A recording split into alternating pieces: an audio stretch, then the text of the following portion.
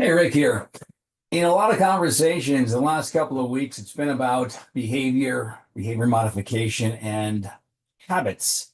Have you ever wondered why you do things that perhaps you don't want to do or don't feel good because it doesn't get you where you want to go? You're not able to achieve your goals or feel the way you want to feel.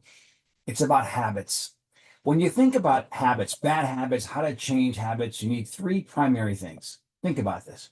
Self-awareness is one, commitment to changing that bad habit. And number three, some kind of strategic overview of how you're going to change, because it has to do with motivation, intrinsic motivation in this case, because you have to be inspired to want to do something differently. I mean, it's kind of commonsensical, but the key here is the passion you have behind it, because it's debilitating.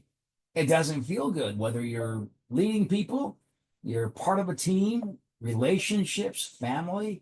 Bad habits really get in the way, and they don't feel good because, once again, they are debilitating and they drain us, right? So, to change a bad habit, the first thing you want to do is focus on awareness and reflection.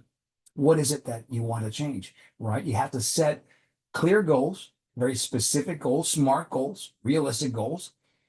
Identify the positive habits that you want to replace, right? In other words, you want to change a positive habit for a negative one. Nature will not allow a vacuum, so you have to make sure you're clear on this. I'm going fast, so take notes, okay? Later on, we'll break it down in more detail, but you got to break the habit into small, manageable steps, whatever habit you want that is positive, right? Create a plan and track your progress, document it, change your environment, perhaps. Focus on positive thinking, and you can't just focus on positive thinking, or you can't say there's only one.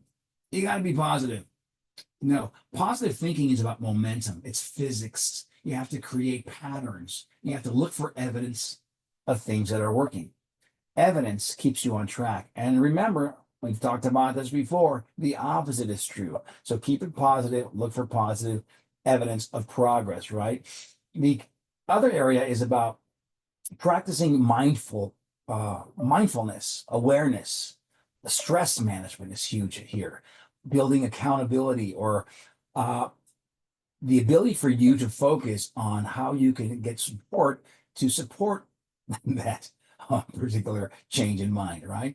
And you want to always, always, always celebrate small wins. Break it into milestones so that you taste success before the completion, so you don't burn out or get discouraged or change your mind, right? And be kind to yourself in the process.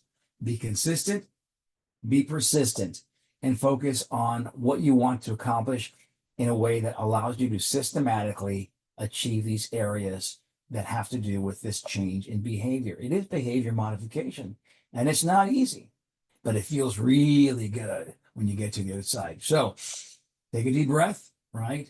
Do your homework, that self-reflection we talked about, and focus on how you look in the final state, the ideal perfect scenario or experience or behavior, feeling that you want to have going forward. So visualize success.